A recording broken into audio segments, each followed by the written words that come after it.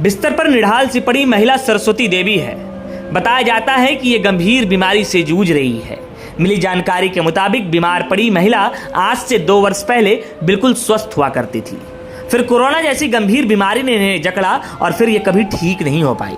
बीमार महिला के पति करुणाकर झा बताते हैं कि वो नगर पालिका के कर्मचारी हैं। उनके पत्नी की तबीयत पहले कोरोना से बिगड़ी, फिर वहां से अब तक वो उबर नहीं पाई है। कोरोना के बाद टीबी जैसे गंभीर बीमारी की चपेट में वो आई। फिलहाल बीमारी से जूझ रही महिला गोड्डा के सदर अस्पताल में इलाजरत है। स्थानीय डॉक्टर ने ये कहते हुए उन्हें यहाँ से हायर सेंटर रेफर कर दिया है कि 75% लंग काम नहीं कर रहा है, यानी काम करना बंद कर चुका है, इसलिए इन्हें हायर सेंटर ले जाना होगा। पर तकलीफ तो देखिए, इस महिला को इलाज हेतु ले जाने के लिए पैसे तक नहीं है। बीमार पड़ी महिला के पति बताते हैं कि वो नगर पालिका के स्टाफ हैं और पिछले 5 महीने से उन्हें पैसे नहीं मिले हैं, तो आखिर अपनी पत्नी को लेकर दिल्ली एम्स जैसे संस्थान तक वो कैसे पहुंचेंगे। उन्होंने बताया कि दिल्ली एम्स में इलाज कराने के लिए स्थानीय सांसद ने नंबर लगाने का भरोसा दिलाया है, पर उनके पास दिल्ली एम्स पहुंचने के लिए पैसे नहीं हैं, तो आखिर अपनी पत्नी का इलाज वो कैसे करा पाएंगे। वो गुहार लगा रहे हैं कि कोई उनकी मदद के लिए आगे आए ताकि उन्हें दिल्ली एम्स तक पहुंचाया जाए। क्या नाम हुआ आपका सर? हमारा नाम हुआ करुणाकांत झा। कौन है आपकी? ये हमारी पत्नी है सर। क्या हुआ है? इसको 2021 में 21 नवंबर 2021 में इनको कोरोना हुआ था। ठीक। कोरोना के इलाज में यहाँ उस समय वेंटिलेशन की सुविधा नहीं थी, हमने लाइफ केयर में रखा।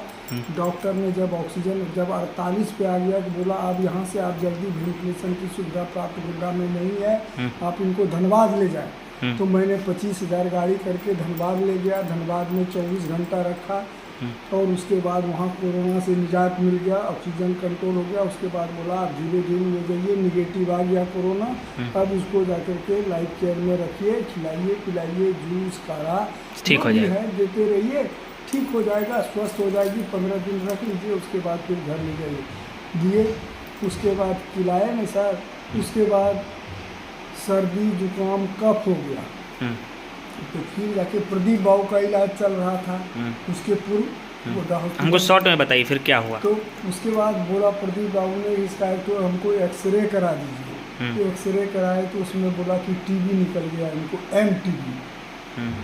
सो अब घबराने की बात नहीं है, इनको जो है सो उसका इलाज चलेगा। तो टीबी का इलाज चला विगत 6 माह तक सर, अक्टूबर तक, मई जून जुलाई, ठीक है, अक्टूबर तक चला।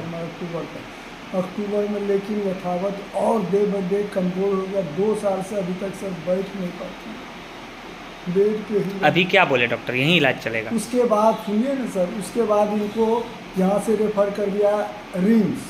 बोला यहाँ अब जो है सो जब नहीं ठीक हो रहा है तो इसको रिम्स में सघन जांच में ले जाइए। रिम्स में लगातार हम नवंबर, दिसंबर, जनवरी, फरवरी तक उनको 4 महीना सघन जांच में सारा जांच हुआ, चेस्ट का हुआ, अल्ट्रासाउंड हुआ, CT स्कैन हुआ।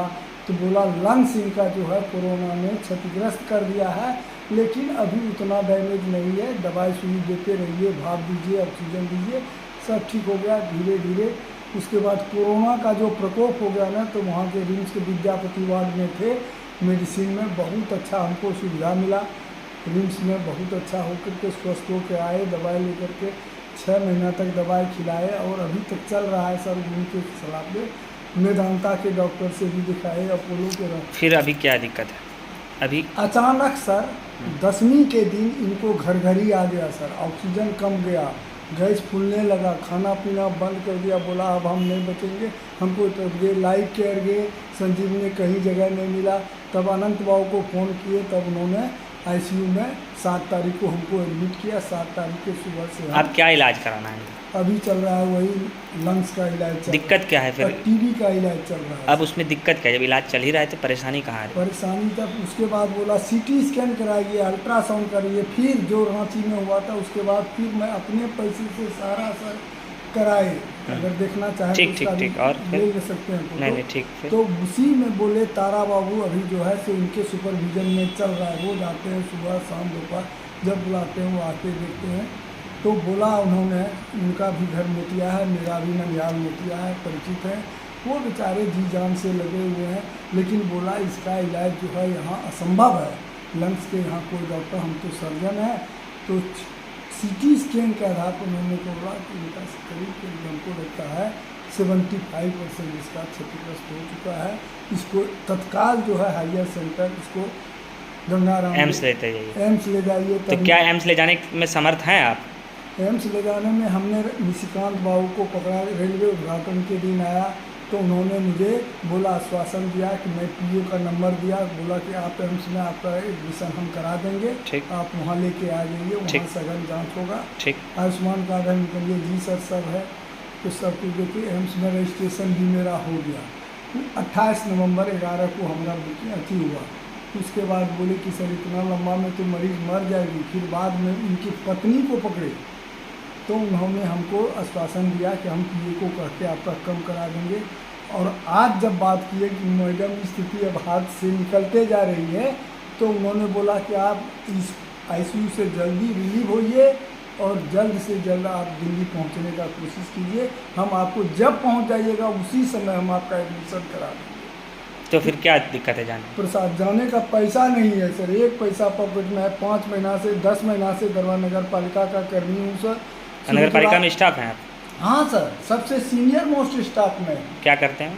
हम वहाँ पर पहले तो पीएम आवास देते थे और अति खाद आपूर्ति। तो अभी इनको यहाँ ले जाने का पैसा आपके पास नहीं? वो एक पैसा नहीं है सर। अभी भटक के अभी एसडीओ के पैर में डीसी के पास गए, एसडीओ के पास गए, सारा प्रशासन जो है प्रदीप बाबू के यहाँ वहाँ पर लगा हुआ है, इधर उधर सब। अभी सब बोला कि अभी आपसे का कोई काम नहीं होगा। ऋतुराज बाबू सने 5 महीने का तो भुगतान कर दिए, लेकिन 5 महीने का लंबित रह गया। अच्छा, पैसा भी आपका 5 महीने का नगर परिषद में बाकी है? नगर में बाकी है सर। मनोज बाबू प्रभार में लिए, जैसे प्रभार में तैसे उनसे हमने लिखित में दिया। उन्होंने आदेश दे दिया कि मैं आपको पैसा दे दूंगा। पैसा मिला? अभी तक नहीं। कैसे ले जाइएगा पत्नी को यहाँ? Check attested. कैसे ले जाइएगा पत्नी को यहाँ से? ट्रेन से सर।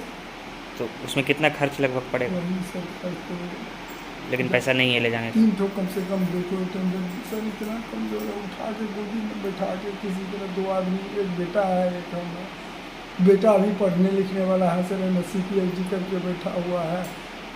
और हम 2 आदमी आए, एक तो पेशेंट 3 आदमी जाएंगे सर। उसका खर्चा किसी तरह से मुहैया करा दीजिएगा। हम जल्द से जल्द दिल्ली के लिए प्रस्थान कर जाएंगे।